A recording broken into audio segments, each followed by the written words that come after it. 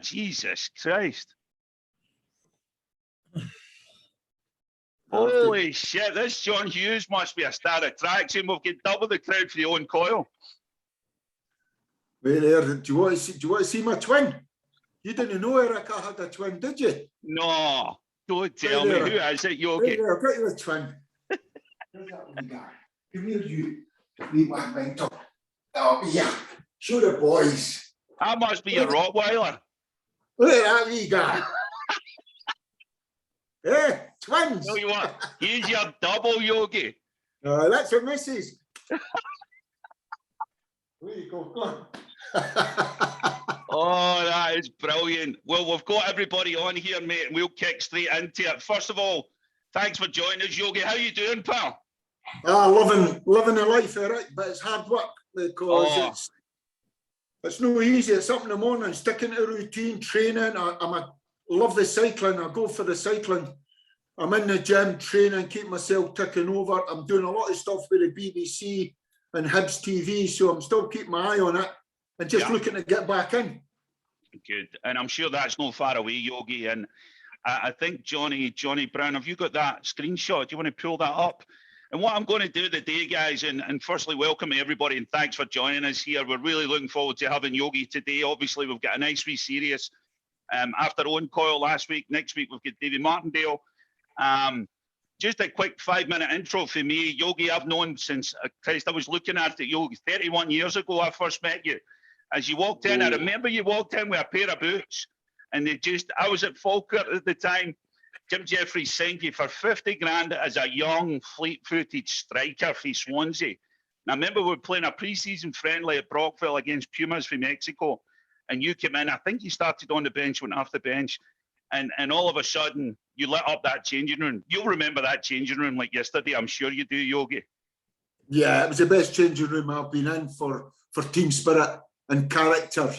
And I think Jim Jeffries and Billy Brown played a part in that. They let you be yourself. They wanted that spirit. They wanted to create that siege mentality. And as you know, Eric, Brockville and Falkirk, it wasn't the best of stadiums, but it was ours. And we turned that into a fortress. And see, when you think of the characters there, Yogi, I mean, I was just a young kid coming through and I distinctly remember, you know, the Simon Stainrod, Sam McGivern, Derek McWilliams, Peter Houston, Crawford Barty, Gordon Marshall. You could keep going. And it was just a changing room full of big personalities, but natural leaders. 100%. And we got on with it. We wanted success. I think that's where Jim Jeffries was fantastic. As I say, he was a manager, wasn't so much a coach. He was a manager of men and people and character. And he could hit you with a stick or he could cuddle you. But what he did do, he set standards at the club. He set the standards at the club that you had to make sure that you followed and maintained. And these standards were a winning mentality. He was a winner, and it rubbed off on you. And I remember distinctly, and we talked about this just before we started there, Yogi, is you came in as a striker, and I actually remember playing the reserves with you where they moved you back to centre mid. I remember playing down at Queen of South, you were playing centre mid. And then you moved you back to centre half, and then all of a sudden the light went on. You know, you found your role, you found your spot, and you just, you know, you came on in leaps and bounds at that time, Yogi. Well, I was never a striker, Eric. You know, I was a battering ram up there, and it started off when Jim Jeffries was manager of Berwick Rangers. He put me up front just to try and get up, and it worked a little bit. And he sold me being a striker down to Swansea. But when I went down to Swansea, you could realise I was a way behind in terms of the game and all that stuff. And it wasn't the next again year I come back up to Falkirk, and you're 100% correct. It was when I got back, put back into centre half, the game in front of me, then I says, who turned the lights on? You know, I could see everything, and then everything was in front of me, and that's when I was at my best. And that's when I mean, to be honest, that's when your career kicked on for there, Yogi. You know, as you built your name there, and you look at what you did throughout then. And even when I look back at that, look at that picture, is just great memories. And people like even, you know, Martin Mooney, Billy McNeil, you know, you go through them all. What? Crawford Barty, Big Crow. Big Crow.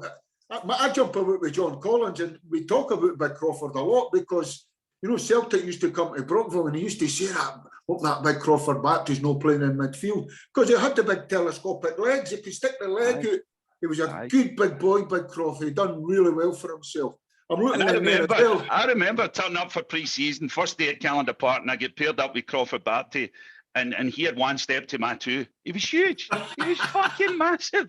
He was about 6'4", and he could play centre forward. He would play centre forward one week, and next week I would play centre half with him. So, and he was a real good lad. And another one that just added to the dressing room. Deaf as a doornail. Couldn't hear anything that's going on, but a real good boy to have in your team. Good old days, mate. Well, I'm going to pass you on to the Johnny and Kingy here, Yogi. I'm just buzzing here, mate, and I've been looking forward to this, as you well know. And you know, obviously you've got big shoes to fill with Owen Coyle coming the week before you, Yogi. Some machine Coyle boys, you know. His only claim to fame was, Yogi, he said we started off with the best looking guy in the group. He says it's all doing what's for here. I'll tell you, he's the best goal scorer I ever played with. Oh, what a player. Used to count his goals in training. That's just the 4 or 5. Aye. What and as you know, Eric, me and Owen, that's when I first got into coaching, when Ian McCall left to go to Dundee United. Yeah. And Owen and I were player coaches at Falkirk, never done much coaching. And then he says, could you two take it? So it was me and Owen were joint managers at Falkirk when we won the league. And I'll fast forward, Yogi. I'll fast forward. I was actually in your B license group doing it in Inverclyde. Do you remember I was sharing a room with big Kenny Moyes? And you were in our group. That must have been 95, maybe. I think it was 95. Was it the B badge? Because I done my B badge, Eric, when I was about 26, 27. It might have been the A intro, something like that. It was the A intro. That's what it was. It was the A intro. It would have been the A intro. It was the A intro. That's what it was, Yogi.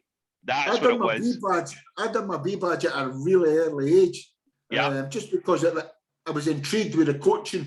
All these staff, thoughts going through your head. And how do you do that? What's this? And I'll say this to anybody that's listening. Don't for 1 minute, any coaches, don't for 1 minute think players know the game. Players pick the jersey and go and play the game. They don't know the game. It's your job as a coach to go and educate them. And then if you think you know the game, go on your coaching badges. That's a real eye-opener. You go, wow, no, that's understanding the game and learning the game. And that was a great experience. It was, Yogi. It was the A intro, and the group we had, if you remember, a lot of the Wraith Rovers boys were in our group as well. Jock McStay, Gordon DL, Ronnie Coyle, they were on our group as well. It was just a great group. And that's the thing about Scottish football. Even when I played juniors, you know, after the game, you're kicking lumps at each other. You're going into the tune for a pint. You get to know even opposition guys. You get to know them, and in football, there's no many bad guys. They're all good boys. They're all up for a bit of banter. And we're all on the same page trying to make a living. You're so right. Well, I'm going to pass you on to two of the bad guys here. We'll get Johnny Burns and Ian King. Obviously, Kingy, you well know from your days back in the hot seat. Johnny, so we'll just pass you over. Thanks, Yogi, and I'll be sitting here. Johnny, you're up first, mate. Yep. I'll just share the screen, guys, here.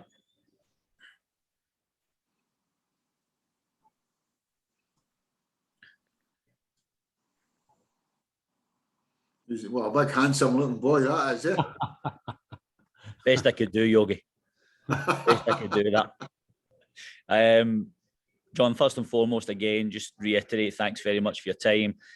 We obviously spoke earlier on in the week about a little change of format today and kind of deviating away from a Q&A about your career to focus mainly on your coaching and your principles. In terms of what we're looking for here, guys, the discussion topics that we are going to talk through today is the first 30 days, managing the dressing room, immediate focuses, managing upwards. The second part will be implementation of the principles. The third will be game model, and then the fourth will be the challenges and plan B. John, if we just want to jump straight into this, the first 30 days, what what I've done here is just kind of put something together in terms of the immediate focuses. This is obviously something currently on the UEFA licenses that I've done, and it's always a kind of worthwhile exercise. I feel if John, you can just give us a little bit to start with in terms of you very rarely take over a successful program. It's normally something that's probably in trouble or not had the best of runs. Can you speak to us a little bit, John, about the immediate takeover of a club? Well, you know, I use my experiences at the clubs I've been at. You know, sometimes I've went in at like Inverness. When I went to Inverness, that was in a good position in the SPL. When I went in the last one there at Ross County, you know, it was right backs against the wall. And as you say, it was the immediate focus. Instantly, the first thing that you do is you go into a football club. I don't try very hard not to read leadership books and all that, because I think that if you try to be someone else, they're going to see right through it. I think you have to be authentic. I think you have to be yourself. You know, and if it's a wee bit, mine's is organised chaos, really. Johnny, to tell you the truth, I go in there and it's, but when I say organised chaos, it's right, let's go. We're all going one way. I'm leading for the front. Let's go. Enthusiasm. Everybody get together. But what they don't know is where attention to detail of, I'm picking your brains. I'm picking, and it's really doing to communication and talking to your players. So when I went into Ross County, the first thing I looked at was they were feeling sorry for themselves, even the staff. The staff were a little bit worried that they were going to lose their job. So the first thing I had to address that, say, listen, I've been brought in to try to keep the club in the league. All used jobs are safe. Show me what you've got. And then instant assessment of the squad and the players. You know, what have we got? How are we losing? And try to pick it. But all done on the back, come on, let's go. That's siege mentality. We've got nothing to lose. And just being myself, my character. And I'm going to tell you, when we went into Ross County, there was a dressing room for all the staff, and it must have been about 20 feet long. And after about 2 or 3 days, I was doing somersaults up and doing seal mate. I said, I bet you I could get somersaults in. Just to bring a staff out, having a laugh, never had a problem laughing at myself, playing the fool. And most of my stuff I do is with humour, because I think humour opens up a door, and it's people skills. It opens up the door for you to get in there. And as I say, it's attention to detail. All I'm doing is picking their brains. All I'm doing is I'll play the fool, I'll play the fall guy, but I'm picking your brains because I need to know what I've got at this club. And that's what I sort of really did at Ross County. And then I found just after a week, you know, the staff were coming out of their shell. I was saying to them, go and use coach. Go and coach. Show me what you've got, coach. I'm not going to step on your toes. I'm going to help. And it's probably the only time in all my time in football that I never took many coaching sessions, because I'm saying to myself, right, what do we need to do? Right, we need to keep the back doors shut. We need to be organised. We need to keep a shape. And the big thing that I was on was distances. And it goes back to what I was saying earlier on. As a coach, don't think for 1 minute every player knows what they're doing. The players go out and play football. They don't know the game. So they can still go out and play football, but it has to be on the back of being organised, disciplined, and a right good team shape. And that's what we've done, really, when I first went into Ross County. Inverness was different. When I went into Inverness, I was flying. I didn't have to do too much. I went in mid-season. Terry Butcher had left, and I went in, and I was just looking at the style he played. Terry played a different style. You know, he wanted to get it forward quick, get up on the seconds. And just that back end of the season, the last 2 or 3 months of the season, I was just drip feeding wee bits and pieces. And when I see drip feeding, all the coaches will be sitting saying, is that on the coaching pitch? Listen, let me tell you something. You can get more out of a footballer if you go one-on-one, sit down, you show them on a tactics board, you maybe use video analysis, or you're just talking to them, or you take them on the training pitch. it's that education when they go, right, that light bulb, got it, gaffer, right, now you go and implement it, right, okay. And you're doing that to so many of them. And plus you're building up their confidence. So all I done at Inverness for the last 3 months was just drip feed wee bits and pieces in. And then the next again season, we done a pre-season. And I changed the whole pre-season. And this is on the kids' life. All with pre-season, you're running up, doing sand dunes, up the hills and all that. I done a pre-season where the first day we come in, everything that we done was on the ball. Everything we done was on the ball. Ball, small-sided games, doggies back into games, all game-related. Never had much, never had sports science or running distances. All I asked the players to do was come back, 10% body fat, and we're off and running. They all done that.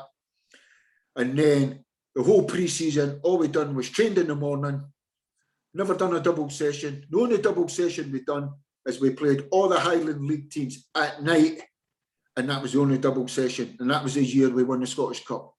So somebody said, I don't know what's right, what's wrong. That's what worked for us. The boys bought into it. And the whole thing was, I stimulated them. There was players at that club at Inverness that had a growth mindset. Boys like Ryan Christie. It's easy to mention the ones that have went on to bigger and better things, like Shinnie and Ryan Christie and these guys. But there was other guys in there, like Gary Warren, a centre half, who was a wee bit like myself, loved to go and head the ball, boss people. He was a leader, a natural leader of men. I had him playing football. I had him exactly, and it all goes back to, I had him getting on the ball, passing it. I had my fullbacks bombing on. I had rotations all over the place. And that was just a different stimulation doing at Inverness from what I had to do at Ross County. So it's going in, seeing what you've got and getting the best out of them. And you have to get the best out of them. And that's it. And it has to come through. If I say to any coach, be yourself, be true to yourself, be honest to yourself, and use your people skills. Everybody likes a cuddle. Everybody. I take players into my office and I say, you sit on the gaffer seat, I sit on the couch. I sit, and it's banter, and I'm never in it. I'm never out. After training up at Ross County, I knew the players because of the COVID. They would all bring their packed lunch, and they would all sit, go and get their packed lunch and sit down around the table, have a cup of tea, cup of coffee. Perfect. After training, I was right in there with a tea and coffee. We're just sitting chewing the fat, having a bit of banter, slaughtering, just talking football in general. But you're picking the brains. But most important, what you're doing is you're planting the seeds. So everything I'm doing is talk about football, is talking about passing the ball. And I keep going back to this, and I'll keep saying it, and I'll say it, and I'll probably repeat myself. You're a footballer. You're not a centre-half. You're not a right-back, left-back, midfielder, centre-forward. You're a footballer. You should be able to control the ball and pass it to your teammate, and we'll give you a chance. We'll put you in the same colour as jersey. You're a footballer. And that's what I think, that's what I've sort of, all these stuff was going through my mind, even as a young footballer coming through. You know, how do we play football? What is it? What is he doing? All that stuff. And it was when I went to Celtic, you know, with your old man, with TB, I went, wow, he gave me all the answers. It was like, wow, everything that was going through my head, and I couldn't get it out and all that stuff. Why am I always getting stuck in? Why am I not playing around about people? When I went to Celtic, I went, whoa, and it was just like filling out the questionnaire, answers. Then flicking the page over and give me everything that you've got. A lot of the stuff we did at Celtic was the same that we did at Falkirk. But the difference was the speed of the ball. Everything was done 1-2 touch, the speed of the ball. And it was boom, boom, boom. So much so, I went in there at 31, you're done at 31, you're saying to yourself, I'm know the game, I know what the game's all about. We done boxes, 5v2, 6v2 boxes. I just used to put the bib on and go in the middle because I kept giving the ball away. It was rapid, quick, 1 and 2 touch, below head height, rapid, quick. And then we would play young v old. And we would play, even on a Friday, we would play for an hour.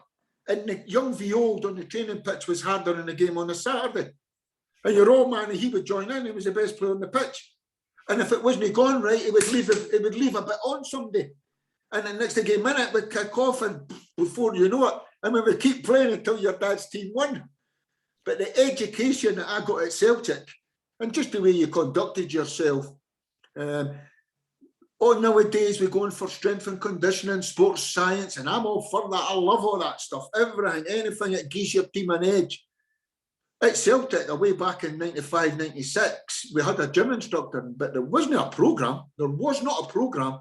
But I'll tell you one thing, there was that much competition for places that in the morning, you had to be very early to get in that gym to get a place, a mat to do your sit-ups or get on the dip machine, pull-up machine, speedball, whatever it was you were into, because the gym was full. Everybody was on their own programme, working hard to be the best that they can be. So anyway, I'm rambling. Going back to that, it's going in there. The first thing you do, most important thing, is your first team meeting. Make sure the boys know you mean business. Your first training session, make sure it's good and you stimulate them and they're coming off saying, I want more of that. And your first press conference, make sure, because that's your message to the supporters. Around about that, organised chaos, and with me, because I'm going that way, you're coming with me, or get off the bus, we're going that way, we're going that way, we're going that way, with a real attention to detail. And when I talk about the attention to detail, I'm talking about the way they get out their car in the morning. I've got my eye on it. The way they walk in, who's travelling with each other, who's at it. Don't come on my training pitch. Every day you walk on my training pitch, you'll get a chance to improve and be a better footballer. Don't come on my training pitch and go through the motions. And that's what I try and, in the first 30 days, that's what I try and do. In terms of assessment, you can look at it. I've always gave kids a chance in terms of some of them. Once again, you can mention the names, but Ryan Christie, Scott Arfield, David Witherspoon, Tam Scobie, all these guys, there you go, get in there, get it. So you're assessing it, bring them in, and you get them in there. So, and that's it, it's just a standard that you set at your football club, and you get in there, and the players buy into it. They totally have to buy into it, or you're done. A lot of the players, you'll have a bit of conflict, you know, one or two players will be set in their ways, but that's why we're in the position we're in.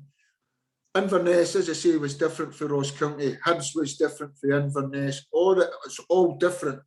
But the thing I do, Johnny, I go in and I be myself, I be authentic. Might not be everybody's cup of tea, but I've had success doing it, so why change? John, in the bottom right here, obviously what I would imagine, guys that have worked at your level, this would be a huge part of it, the managing upwards. And how do you balance, John, the expectation with the fact that, you know, you mentioned earlier about, you know, wanting to get back involved in a game, and obviously the longer you're out the game, you know, it can become that cycle of the harder it is to get back in. How do you balance getting the right opportunity, John, with managing the expectation levels of a club? Well, the thing about it, everybody usually all do these courses and they'll tell you, and you know, because I've been on them as well, listen, when you go in there, take your own boys and make sure you do that, you'll never get a job. You'll never get a job. I went to Ross County, you need to work with the staff that's there. You know, in terms of staff, I got very lucky. I've been with Chipper Rice for too long. And the two of us, it's that, what I'm good at, Chipper's no, and what Chipper's good at, I'm no. So the two of us balance out. Chipper's great at, I'm more ideas. This is what I want, we do this. How can we come up with it? What we do and all that stuff.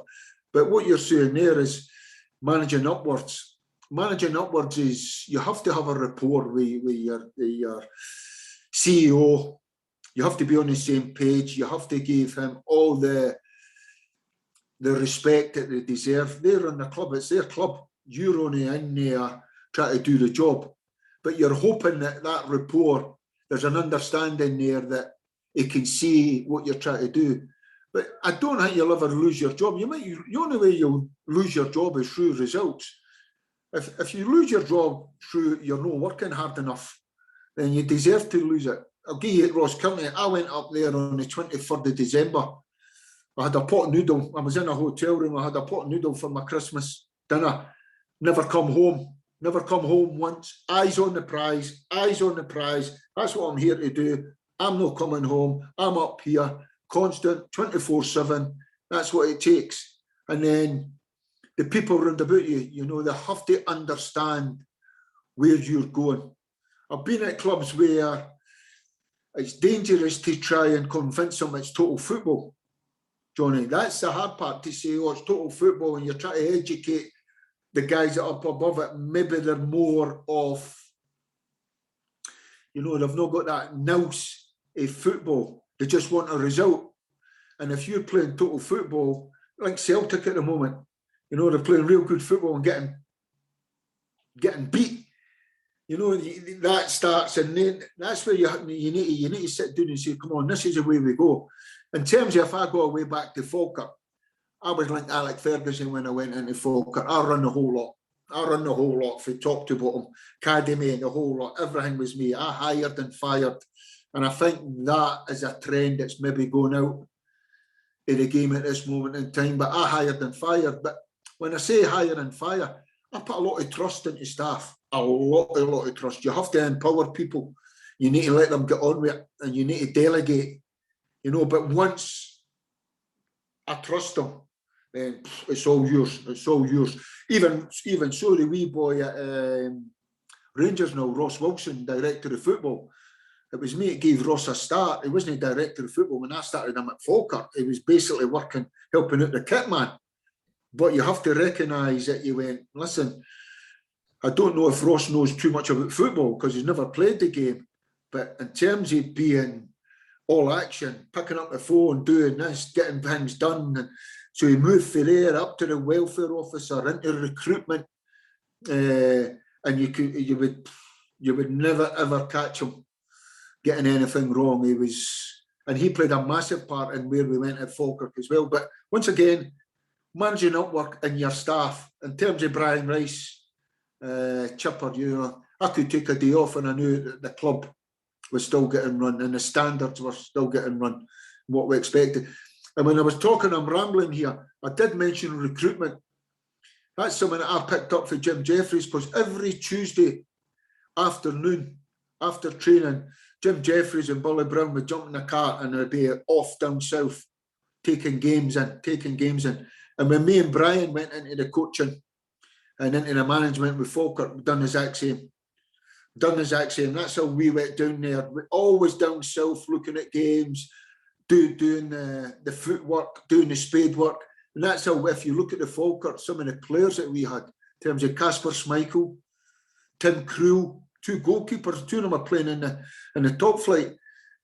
That nutcase Stokesy come to me as a 17-year-old. You know, but that's doing there, watching, seeing you going, networking. And we had a great, at Falkirk at the time, we had a great connection with Liam Brady at Arsenal. And he knew, he come to watch us playing against Celtic. We beat Celtic 1-0. He's seen the style of football. And he says to me after the game, "Give us a call, I've got one or two others for you." And it's about recruitment, bringing in good players. But that there, it's the whole thing, but it's managing upward. But get your chief executive and your chairman, educate them on football. It's not just about winning, you know, but if you're winning and you're playing good football, then they'll buy into it. See, on that one, Yogi, when I've been lucky enough to see you probably in both your kind of personas when I was working in the media, and also when you were one of my tutors on the coaching badges at Larg. Do you consciously think about how you present yourself outwardly as the kind of figure of the club? 100%, Ian. I think it's becoming. You're talking there about, I know the detail you go into in the training ground when it comes to the distances at Ross County and stuff like that. But publicly, people just think, oh, Yogi's going to come out, he's going to give us a one-liner. The press think, here comes a great headline or whatever. You know, but I know you're different from that when you're on the training field. Is that something you think about consciously? 100%, because I think it's prevalent now in football that I think a lot of them, to tell you the truth, I think a lot of them are putting a lot of spin on it, and you go, wow, here we go. I'm conscious of it, but I keep saying you have to be yourself, Yogi. You have to be authentic to yourself. And I've had so many people saying, I would rather listen to you because you're honest and upfront. I'm a football guy. I'm a dressing room guy. But I think football's gone in a way that you have to be more than a football guy and a dressing room guy. You have to, you know, present it properly, and you have to speak properly. I'm for a working class housing scheme. That's what, you know, football was my out. So, you know, at 15, I'm saying to myself, I'm not interested in school. I just want to be a footballer. And that's what, you know, but there is a bit where you say, listen, you need to be a little bit better than that if you want to go to the top and you want to get, because people might just see, oh, here's big Yogi. But you're hoping that these owners and the chief executive look beyond that and say, listen, can you look at his CV? Listen, let me see how his team play football. And it was a great, I read a quote the other day, and it was someone about it, they don't know what they've got at their table until you're eating off somebody else's. And it's true, you know, and that's one thing, Ian. I'm quite a modest guy. Honestly, I don't go shouting for the rooftops. I just get on with it. And if somebody wants me to come in and do a job, then that's it. I'll go and do the job. And I don't promote myself. I've not got an agenda to promote myself. And I've not even got an agent. I just live life, get on with it. Right? If I get a chance. Is that what we want to do? Is that what you right? Okay, is that the project? Right, come on then, I fancy that. Let's get going. If I'm honest enough to tell you, I think the CV stands up enough for me to have a right good crack at someone. You know, a right good crack to say, because I've done it. The CV sort of says, you know, you're talking about teams into Europe, small provincial clubs, smallest budget, winning cups, playing great football. And all over the years I've been in it, I was counting it up the other day. I've spent 250 grand in my whole time in football, and that's on four players. And one of them was on Stokesy when we bought him back for Sunderland. We got him for 130 grand. One of them was on Gilzer that went to a tribunal. We had to pay 50 grand.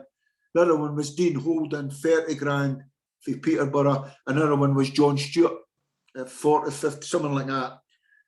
And that's it. So, because I get out there, so I can do the job. But what you're saying, the way you present yourself, the image, the people's perception of you, is it a Roy Keane? Is people not touching Roy Keane because the perception they've got of Roy Keane? I wouldn't like to think that is the case, because that's what cheers me up in football. You could probably speak to 90–95% of the players that I've worked with, and they'll all tell you that's the best I've worked with. And then if you're getting that accolade, you're saying to yourself, "Aye, well, I'm doing something right." 100%. But football, Ian, we need the guys up the stair. If there's a guy up the stair who knows football, I've got a chance of getting a gig. Yep. Yogi, just moving on, more into your kind of training week. Don't tell the SFA, Yogi. I stole these two diagrams. Obviously here on the top, Yogi, the British model, the European model, and clearly it's not a perfect science, and it's not going to be. Everybody's working for that. In terms of kind of, you know, the next kind of slide we'll go on to, Yogi, here will be off the structure based of a full week of preparation with a game on Saturday and no game until the following Saturday. So, you know, obviously the thing about your teams is they do play good football, but they have to have really good fitness levels to play in the manner that you want them to play in. How do you get that out of them? You know, obviously with your involvement in coach education as well, John, you're right up to date with, you know, in terms of how sports science has moved on through the years and what's expected of players. Even, you know, here on Sunday, where we say off or recovery, how would you do that, John? Is that simple? Do you just keep it as a day off? Is there something that you do in terms of I don't try and reinvent the wheel. I don't try. I've done all that in my early days. I had them in on Sunday, swimming, all that stuff. They go against you, all that. You know, it is different in Europe. There's a whole different thing. It's turning, it's changing now. If you say to a footballer, football and gym, all right, they'll go for that. If you say to a footballer, football and strength and conditioning, power, speed, basically you're talking about squatting, deadlifting, lunges, all the stuff. All the hard football are taboo. Oh, I'm playing on a Saturday and it's taboo. And yet it goes hand in hand with rugby. It's turning a little bit. There's a lot of good stuff out there that they say in football. You know, if you want to get, obviously, if you want to get quicker, you get stronger, all the leg stuff. But my working week, I've done all that. And I absolutely say to myself, listen, don't try and reinvent the wheel. Don't be a smart arse. You know, just make sure that they know game time. If we play a game on a Saturday, I'll give them Sunday off. We'll come in on a Monday. And this is something that I found at Ross County. Monday's a working day for me. Ross County, it wasn't a working day. You would go in at Ross County and it was, some of them would stay in the physio room, which I'm okay with. If you're over 31, 32, go and get your massage. I'm okay with that. Some of them would do the warm-up and then walk off the training pitch. And all that. I went, no. Monday's a training day. They either train or they don't train. And basically, it's a working recovery day in terms of, it'll be warm-up, boxes, possession, small-sided games, round robin and small-sided games. All my training, every bit of my training is conditioned to 1 and 2 touch below head height. The reason I say that is to go back on what I say is we're all footballers. We're playing 6-a-sides. And you maybe just say, well, I don't know, 40 in length. I'm not getting a centre half defending, playing a, go and pass the ball, defending, hitting a long pass. So 2 touch below head height, it puts you in tight areas. And we're all footballers.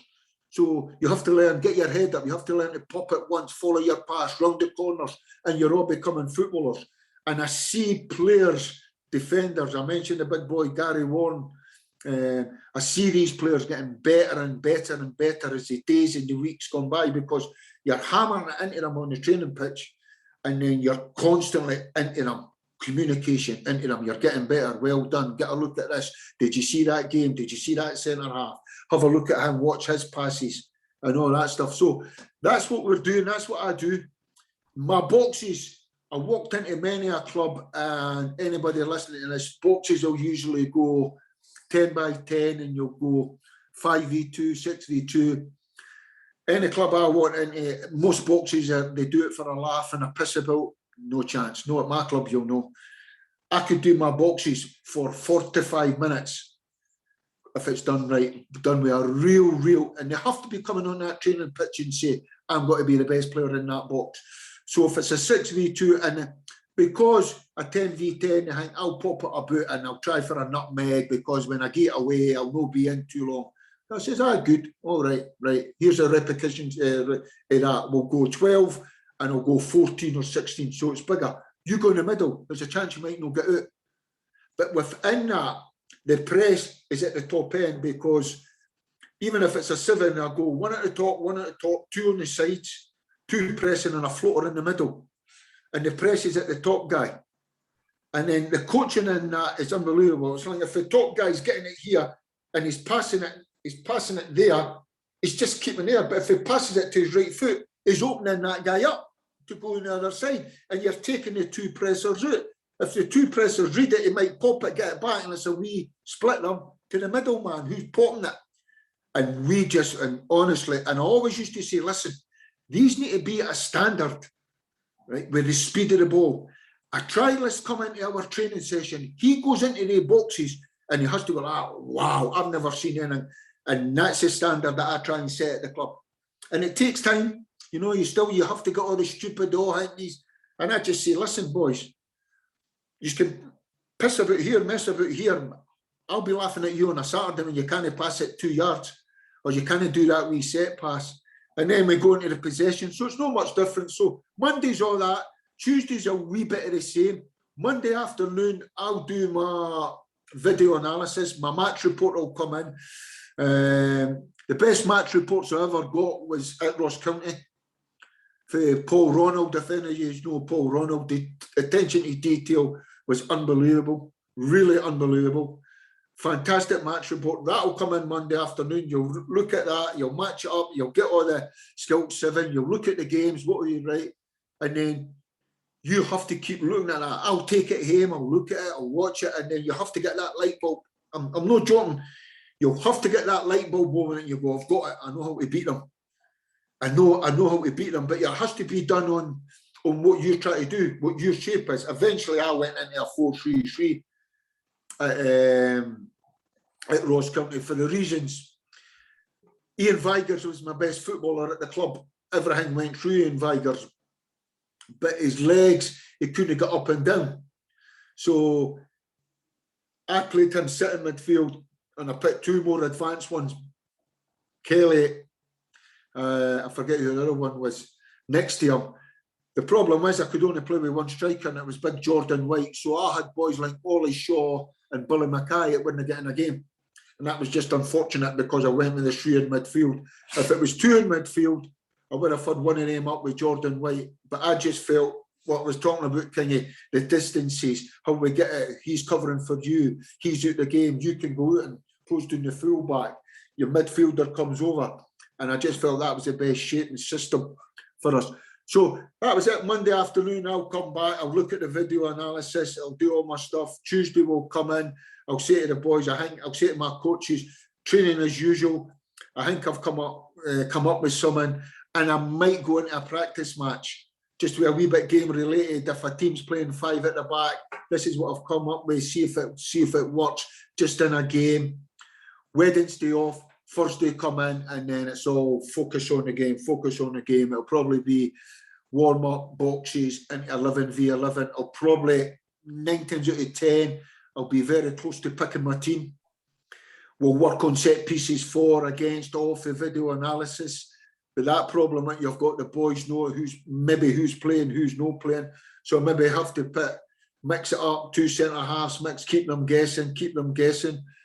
And then I'll come off, we'll have dialogue with the coaches. How do you think it went? What about this? This is what I was thinking of doing. This is what I think will cause us problems. And then we'll go on a Friday, we'll go warm-up boxes, and I'll pick my team. And I'll take my 11 away. I'll go on another pitch, and I'll shape it up and shadow it up and shape it up and shadow it up. And when I say shape it up, there's 2, in possession, out of possession. So out of possession, I'll start for the goalkeeper, and this is what I want him. I want to press it. I want him to kick it. I'll go into the right back, left back. I'll go into the centre halves, move it up the pitch into the midfielders, and it's boring. But I'm sort of saying, listen, I'm not leaving no stone unturned, and right up, and then I'll reverse it. When my goalkeeper's got the ball, this is what I'm wanting. This, how we'll hurt them, and hopefully they can go and implement it the next game day. And when I'm at the game, that's what I'm looking for. I'm looking for them, all the work that we have done, if they can implement it, and instead of putting in, we've all put that strip on and run about like lunatics, just calm down, implement what we've worked on. And that's what I'm looking for. And getting them in one-on-one. I can tell you a couple of things that we've done. We beat, when I was at Ross County, we beat Aberdeen, and we beat Celtic, but the Aberdeen one come off video analysis. Sitting watching, Aberdeen were playing a 5 at the back, and I just kept looking, and it just went, I just went, boom, that light bulb. I went, oh, look at their wing backs. It was hazy. I forget who was wide right, but they just went, as soon as their goalie got the ball, they just went up as wingers, right up as wingers, centre half split. I just said, right, okay, right. As long as they go up and play as wingers, if they went back, Ian, and played, my fullbacks were back here doing nothing, and they would have kept the ball off us. But they come up, so it was man for man. We let them have it on the turnover. I went with Ollie Shaw, I went with Regan Cook, and I went with Jermaine Hilton, and I had these 3 in. I said, I'm going to tell you something. You 3 on Saturday, the 3s are playing. I told them on the Tuesday or the Wednesday, I said, first day, something like that. Says, you 3 are playing. You'll be the quickest substitutions you'll ever see. If we turn it over and give you the ball and you come back on yourself, get at them. License to get at them. Don't come back on yourself. Get at them. The canny match, it was Considine, Hobbin, and I don't know, but the mobility in the Aberdeen backline wasn't great. Ash Taylor, I think, will be in the middle. Ash Taylor. Beat them 4-2. And the next time we played Celtic, when we beat Celtic 1-0, we carried a lot of luck. But the whole thing was Christopher Ayer bombing on. right? Centre forward, you get him. He doesn't bomb on, right? Fullbacks, if it goes to fullbacks, wingers have to, if they turn and play down the line or turn and play forward, your distances are wrong. As soon as it leaves centre half's foot, you need to be there, If he wants to roll it into that midfield, we need to be over winger in, you need to be half and half, you get a steal. And then the number 10, you do Bruni. Bruni doesn't get the ball and run the show. You get inside his pocket, do Bruni. And we left the young boy Welsh on it. Video analysis. Watching Welsh, he never hit the right to left diagonal, not once. And that was a out ball because we were all tucked around. And he not once, and it worked a treat for us. Listen, other times you've done it and you go like that. It's sometimes it works for you, sometimes it doesn't. But you have to come up with a game plan to get your team and go, right, I believe in that, let's go. And that's it, really. All the work in terms of overloads, rotations, playing out for the goalkeeper, all that's ingrained in them. You're doing all that constantly when the sun's out, shadow, shape, and all that stuff. But one thing I look at now and I laugh, and it's everybody their own. I'm watching Postecoglou now and the fullbacks playing inverted and all that stuff. Everybody their own, great. And I'm saying to myself, why did you do that? The only reason I think he's doing that is because he's wanting to pass straight out to the wingers, which frees it up, because if the fullback's out here, the winger's doing half and half. Maybe I think that's what he's doing anyway. And then they'll start off and the players go in and they roll it out to the players. They're all inside the box and they roll it and they play and all that. Great, that's playing it for the back. I played it for the back all the time. But my first pass was new to a centre half. It was never to a centre half. We used to suck them in, split, suck them in. If I played a 4-4-1-1, my first pass was to a number 10. Now, I'll go into detail on this, and you need to listen on this. Everybody's matched up. You've got two centre halves, two centre forwards, all that, right? But if one of your centre forwards goes, they'll occupy two centre halves, unless the opposition manager says, I'll go man for man. Fullbacks occupy wingers. Your number 10's free. He can go where he wants. The centre half's not going to come. So what we used to do, we used to say, I'll work it from, I'm playing it, I'll work it going up my left-hand side. So we used to say to my left midfielder, two centre half split, fullbacks bomb on a wee bit. You come between the two centre halves. And we just used to say to the number 10, you just drop into that, just advanced left midfield position. Used to say to the left back, don't go too high, because the winger will go in and split the two of you. You suck them out, play possum, keep them out here. Goalie, you just hit the 7-iron into that number 10. You've got the centre forward on the right centre half. You've got your left winger on the toes of the right back, and you've got your right winger over there. Leave the left back. If he overhits it, there's a chance you might get it. If he clips it in, your number 10's bringing it down. If he overhits it, he flicks it on, there's a chance. You do it, you get success, and then you've got the domino effect. The next thing, hold it here, he's killing us. Right, what happened? The midfielder that comes with your left midfielder, he then goes, I better go and get him. Then your midfielder coming between the two centre halves, he's getting the ball. So this is what I'm working. I'm saying, right, so if I was a coach, I would say, right, centre half. Eventually it comes down. Eventually it'll come down. And this is what you need to coach. That's when you split your pitch. And you say, right, we're going up the right and we're going. Eventually it'll come down. Then wait there just before. So that midfielder comes between the centre halves, right, and the winger. If he doesn't, the winger might go in. So your left back has to come. This can also work on the right. So you're sucking them out. Eventually it goes to a centre half. One of the strikers will say, I'll pick up the sitting midfielder and I'll go in a centre half. It's exactly what I talked about earlier against Celtic. And you leave a centre half on it. Now, if it's a right centre half, then I'm getting the ball. I'm coming forward. Where's my passes? Who's going to come to me? Who's coming to me? And a lot of stuff I'm seeing now, I'm seeing the winger sort of coming in and having a go. That's just a roll into midfield around the corner and your fullback's away. If your fullback goes once, the winger's going, I'm not going in there.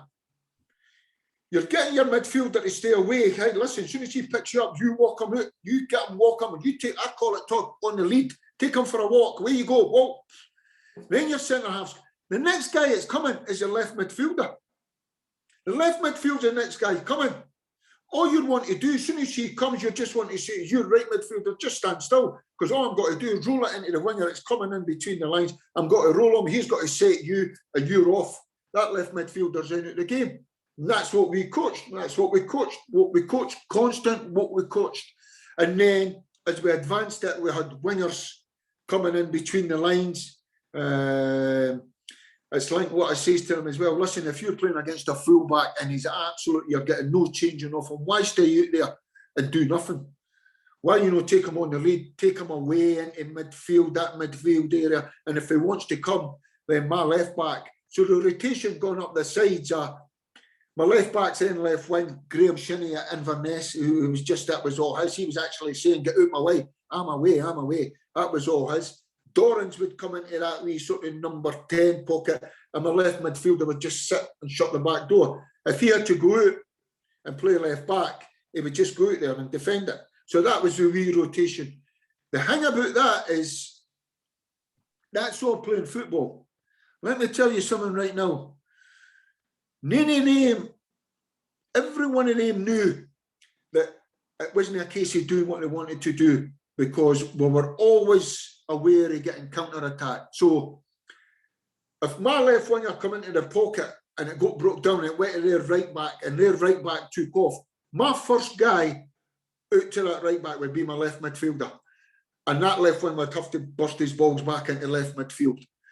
And there was an organisation in there that you go, whoa, there was a free spirit, but to the left winger and the right winger, don't ever, a line right down the middle of the pitch, don't ever cross that line and be away at the game and get all that, oh, I'm away trying to do this. No, no, no, no. Everything that we done, it had to be organisation. In terms of throw-ins as well, and I'll say this, I watch it and I watch it and I watch it, and it takes, in terms of throw-ins, maybe in your last quarter, yeah, fling it down the line. Anything for 20 yards inside your own half and further forward.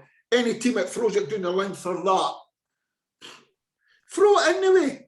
Throw it in the way, lay it and get out the other side. It's so simple. The thing about it is everybody wants to come to the ball. Stay away, it's nothing to do with you. You're taking up the space. And I see these big centre forwards going down the line and they throw it and it's flicking on. Well, who are you flicking it onto? But what happens if you stay centre forward and we work it and we switch it and we do get a cross in, you're in the box. And it's just wee attention to detail, stuff like that I look at and I go to myself, right, okay, listen, it doesn't always work. But it doesn't always work. And then, as you say, it's recruitment of players. If I'm telling you some of the players that I recruited, as I say, right back in the Falkirk days, I had a midfield the boy McBride that come through, you wouldn't get the ball off him. It couldn't move, but what the fuck, you couldn't get the ball off him. McBride, Craig, O'Donnell, they two come through Arsenal. I had a boy called Stevie Thompson, went on to play with St. Munn, but with Crystal Palace, he could play, he would go box to box, it was all action. My strikers, when I went into my first two strikers, and he's the next best thing to Owen Coyle, was Andy Thompson. Remember Andy Thompson, Queen of the South, the Baltistan? Andy Thompson's movement was second to none. Darryl Duffy, rapid, quick, goal scorer. That was my first two strikers. Next ones I went on to Anthony Stokes, Gilza. Next ones I went on to Pedro Martino, Michael Higdon, Stephen Lovell, Carol Finnegan. That's all the strikers I had at Falkirk in my time. And do you want to know who was playing behind them all? The catalyst out of them all. The best player I've ever played with, the best player I've ever managed. Must be Latifi. The guy was an absolute genius. You would be doing a team talk, right, Russell, where's Russell? Russell, where's Russell? All the boys. He'd be in the toilet, in the cubicle, having a fag, playing parquet. He would go out and run the show. He was an absolute genius. Yogi, and he played a massive part in what we done at Falkirk. Yogi, see, just jumping on to the next one, you know, staying away from that. I've just talked about all it. Exactly. So in terms of, you've already covered this, on the ball, off the ball, what's expected, the behaviours of certain certain positions. I watched the Scottish Cup final back, Yogi, and a lot of the things you're speaking about here, Ryan Christie kind of highlighted in the left of the screen there, obviously tucked in. You've obviously got Graham Shinney there as well. If I move on to the kind of next slide, you'll see that the pass goes diagonal. Christie then finds himself in a pocket and behind, and they've beaten the press of Falkirk on that day. Again, Yogi, obviously there's a difference between the kind of tactics from game to game will change based on the opposition.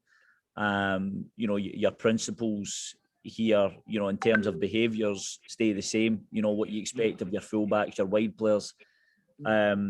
One of the things I noticed in the game, especially because you mentioned 4-4-1-1, which I think you played on this day, Yogi, I could be wrong. It would have been. Yeah, but you, again, highlighting the striker here and the work rate of the striker, even coming, and this happened 5-6 times, but particularly in the second half, where the striker dropped off to join in the press, the weak side.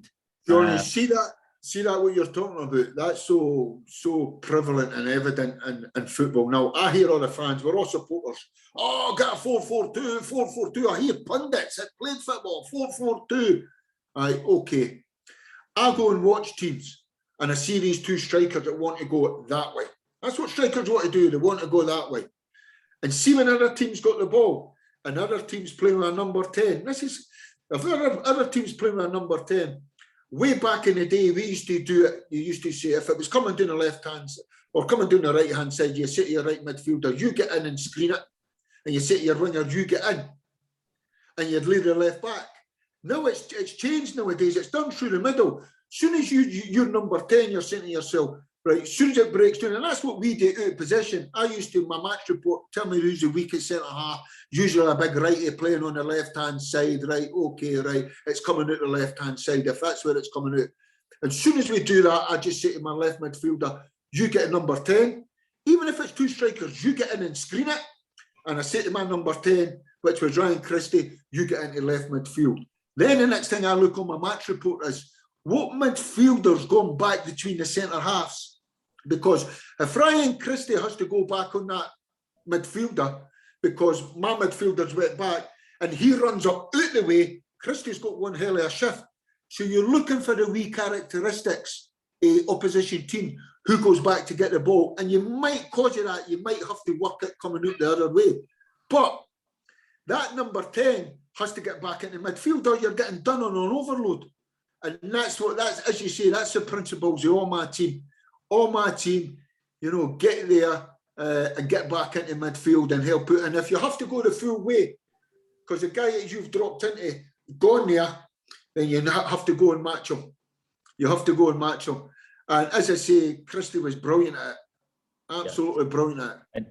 And Yogi, just moving on to the last kind of slide here we've got for you, the kind of what if scenario. I think a lot of the coaches that we have here well, definitely speaking for myself here, know the rest of the guys, you maybe lose 2 or 3 games and then you start to have that little kind of seed of self-doubt in terms of, do I change things? The principles that I look to change, is this not working with the group that I've got? You've obviously had spells like this in your career, Yogi. How do you balance this? So did your dad at Celtic? Did he change? No chance. No, I don't think he would give Fergus McCann the satisfaction of changing, to be honest with you. No chance. You have to stick with your beliefs. Listen, I totally understand. Sometimes you have to say, I better watch what I'm doing here. I've never been in football. Honestly, I've never been in football for money. I've been in football for the love of the game and the way it's played and how we go about our business and, that siege mentality and people saying, oh, you can't do it. And do you think so? Well, I'll show you all that stuff. But I'll never change my values and my principles on how the game. And I've got a great saying. I've got a great saying. You have to watch when you mention Barcelona, but he ain't for Barcelona. Hold it 1 minute. We're not playing against Real Madrid. We're not playing against Villarreal, Atletico Madrid. It all balances itself out. So why are we not wanting to be the best footballing team Barcelona is in our league? So you'll get the self-doubt. That's where your staff have to come in. I was looking at the Celtic manager the other day, and I'm saying, if I was with him, what would you be saying? I would be reassuring him. I would be reassuring him, just saying, by the way, and I've seen Celtic. I've seen them, and everything that he's saying is true. They're a right good football side. You can see it coming. It's work in progress. They just keep getting the back door, and you just need to tighten up at the back door. But you get some great football, really exciting attacking stuff. And it's just one of these things in football that you go through. Other times that you go like, we were rubbish here today, and you win the game. Sometimes you might have to do that. You might have to be rubbish to win the game, because it goes back to what I was saying. These guys up there just wanting results. And that's the hard part. If I get a football guy, I work with John Collins. He went in a director of football at Livingston, and he brought me in as manager. Everybody said, because he's your mate. No, because when I was at Falkirk and he was at Hibs, we footballed him off the pitch half the time, and he would try and pick my brains. What he's doing? What's this? What's this? What's that? Footballed him off the pitch, and it was great games. So when he went in and we're working with all the kids and have them passing the ball and all that, and honestly, the best thing at Livingston was going to watch the reserve team, all the young kids, because it was like watching Barcelona. They absolutely popped teams. They popped it for fun. It was absolutely magnificent. And then we had a wee chairman, a wee boy called Gordon McDougall. It just felt like, this is proper football. This is proper football. And even on a Saturday when we were trying to do it with the first team and it wasn't quite working and we were getting turned over, he would be first one in. You can see it, it's coming, it's coming, it's coming. Because as I say, I'll go back to what it says, he knew how hard we were working. We were out on a Sunday watching all the kids' games. We're Mondays, we were in there at night, taking the academy. That's what it does to you. And he knows how hard we were working and implementing your stuff and your philosophy and trying to brainwash and grab coaching. Come on, this is the way to do it, and educate them, and the light bulb moment, and come on. And it's just great. But stick to, you never have self-doubt. Stick to yourself. Have a great belief in yourself. And know it'll turn and you'll get it right. But just make sure that, because if you've got self-doubt, it'll creep through to the players. One thing I'll tell you, another thing I do, see when I do opposition and talk about opposition, I've not got one of them that'll get a game for my team. I've not got to sit down and tell my team, by the way, this guy's different class, watch him. I'm going to really say, listen, get this strip off, get to me, I'll play against him. He can't run, he's murder. I have no excuses. So my boys are sitting saying to themselves, Jesus Christ, he doesn't think this guy's. No. So don't go out there with any trepidation thinking you're up against someone. And I walk in, no. This team, or the other one, they think there's someone that they're knowing. They've got all about the look at them, they're this and that. By the way, don't be saying anything to the press, keep our head down. We've got their number on Saturday. So it's all that motivation still. Stuff and all that, but as you say, results dictate it. And the two of them, manager doubt, player doubt, you've got it all there. Stick together. We talked about Johnny. We talked about some of the stuff that we were in management. That management group, that's important. See, leaders in management, get your management, get your leaders in amongst them. Make sure they're on your side. Make sure that you're stimulating them, empower them. The most important thing, empower them.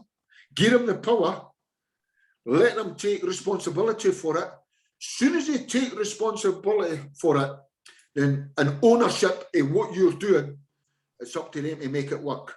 So when it doesn't go wrong, you're not taking the blame. We're on it together. And then let them feed it off all the other guys and say, come on, come on, come on. That's how I think it's done. I really do. That's how I think it's done. Magic. John, thank you. I'm going to pass you back on to Eric for the Q&A here.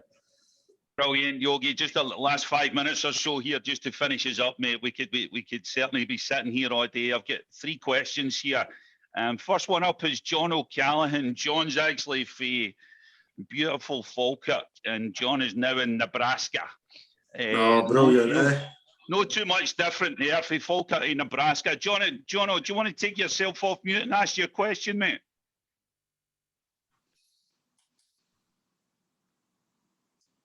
Don't know if we lost you. Did we lose you, Jono?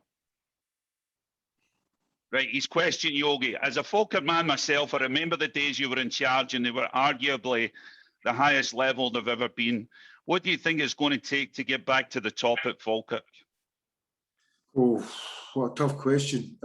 I don't know if the ownership at Falkirk are fully invested in it.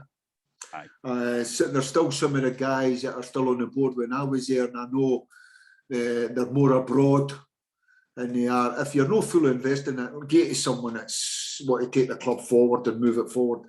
It's a great club, Falkirk. It really is a great club, but it needs move forward. It needs taken. You know, it needs to come for the top. That you have to be in it. It has to be 24/7. Don't play it. And I think the ownership, that they've had enough of it. So if you're still the owner of that and you've got shares, I would say cash in, get your money back, cash in, but get to people that have got an invested interest at the club that want to take it back to the good times. Yeah. So brilliant, Yogi. And I'm going to pass you on to Chris Scott. Chris Scott is actually up in New England. And his gaffer, you will know, Yogi, his gaffer is the one and only Ian Scott, former Queen of the South manager. Aye, Scotty boy.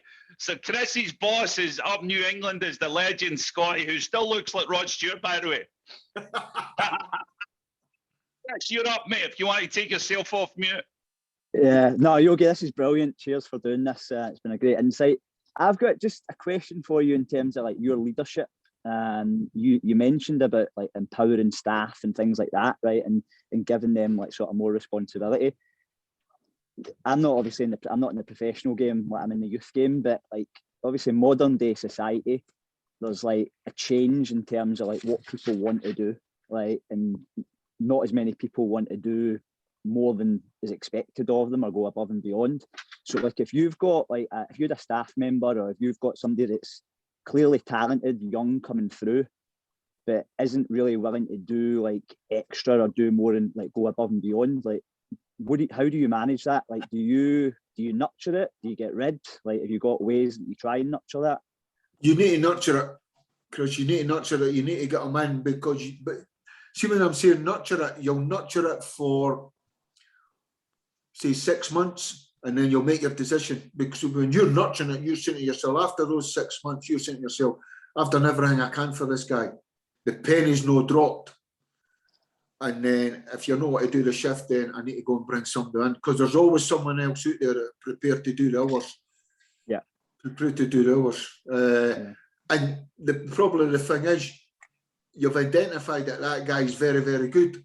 It'll probably be 2 years down the line to realise you have to have the hard work, has to go with the talent as well. Yep. And he probably not be at your club, but you have to do what's best for the club. Any decision you're making, Chris, this is serious. Any decision you're making, you'll think about it, you'll take counsel, you'll ask about it, what about this? See, I'm going to say this to you. See if you say to yourself at the end of the day, right, I've got a decision to make. See if it's the best decision in the interest of the club. Make it. Make it. As long as it's for the club and you've made the right decision. And that, it might be friendships or anything like that, or what we've just talked about. If it's in the best interest of the club, make the decision. That's great. Thank you. Okay. Brilliant. Thanks, Yogi. Last question we have here. We have Troy McCarroll, who's all the way from beautiful Aubenish area and now is in, I'm going to guess, Troy, I think you're in Kansas City, because you move about that much, I can't keep track. I'm in Florida on the beach. Near enough now. Right, I'm just going to shut you off now. Going to shut you off now. My question is, would you recommend a gap year to observe in another country how academies and first teams operate, maybe learn a new language? And if you've had that experience yourself, was it beneficial? Yep, I totally understand. I was always over in Holland, Troy, as much as I can. Total football over in Holland, watching Mark Watty, all these guys. All my pre-seasons were in Holland. So that's where I got attracted to Holland. What you do and how you do it. I ask all the questions.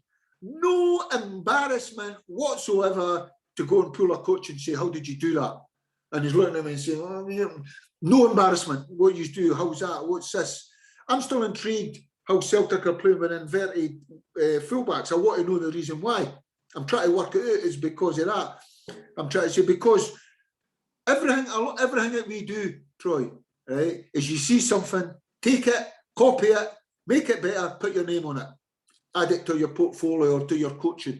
In terms of taking a gap year to, I think, stay in the game, do it within the game, stay in the game, keep coaching, keep working, and then try to get away. See what I've done. I'm going away for 2 or 3 days. I'm going to come back. Listen, take it in. I don't like that. I want in that. And before you know it, you're filling up your portfolio in terms of this is how I want to run my football club. But as I said earlier on, be yourself, Troy. If you try and be somebody else, then the players, one thing about a dressing room, especially in Scotland, Kingy will tell you as well, most of the players are off the housing schemes. We played football to get out the schemes and play football. That's what Scotland was great at. It has been for a number of years. One thing about these guys as well, they're all wide as a Clyde. They all know the banter. So if you go in and try and be somebody else, they're just going to go, this guy's false. This guy's false. Go in and be yourself. And I do a lot of my stuff with humour and banter and, you know, and it opens doors and it breaks down barriers, but you're constantly picking their brains. But going back to your question, stay in a job, never lose a job, never walk out in a job unless you've got another one to go to. And if you're in that job, go and educate yourself and bring it back to the job you're in. Thanks. That's brilliant. Yogi, that brings us to the end here, mate. I just want to say a massive thanks. The first time I met you 31 years ago, your passion for the game has never waned any, mate. Absolutely unbelievable. I remember you walking into that changing room at Brockville and you lit the place up. And it's certainly not waned any through the years, and just cannot thank you enough, John. Eric, can I finish with just saying something? Certainly, I've just told you it's a housing scheme, right? Playing 10 aside, 20 aside, playing football, doing something I love. I'm blessed. Doing football. See, when I see guys walking in, often get a bit about yourself. You're doing something you love and you're getting paid for it. And you're taking a piss, you're getting paid for it. Oh, come on. So I can't work it out. Half of this, honestly, when I see them and all these young kids a day and they're like, listen, the game's hard. We all know it's hard. It's not going to go your way, we know. But that's enjoyment of it. Go and prove people wrong. Come on, bring it on, have a go. It's brilliant. And you're doing something that you love. I've been blessed. I'm still in it at 56, 57. Still in it now, doing something for a kid that leaving school at 15, thinking, I've got to go professional. Never made it. I had to be a painter and decorator. And then coming to it late on, you have to appreciate it. See these guys that take it for granted. Top of the road. Wouldn't it be in my team? Yogi, I think that just finishes it perfectly there, mate. An absolute pleasure, mate. Thanks so much for your time. And Eric, it's all due to his old man. I know it was. No, his old man and Jim Jeffries. Jim Jeffries as well. I think he's got a say in that journey. But Pep Guardiola, I was doing Celtic the other day with Pat Bonner, right? And we're watching fullbacks bombing and all that. And me and Packy just started laughing at each other. See, TB was doing that away back 95, 96. 2 fullbacks going at once. I was shouting at Granny, sit. Granny was like, I'm away. I'm looking at Boydie, man for man. TB was doing all that stuff years ago. And it was like, when I went in there, I went, wow, this is all the answers. All the answers, all that madness going in my head. What is he doing? Coming home, right? And I said, boom, here we go. But that's it, everybody to their own, eh? That is absolutely brilliant. We'll let you get back out and do another 30 mile on the bike, Yogi. Just well, I've got to leave King away a song, and it goes like this. 67 in the heat of Lisbon. See you later, Yogi, you're a legend, mate. You're a legend. Top man. Thanks, Yogi. Take care. All the best, guys. All the best, mate. All the best. Top man.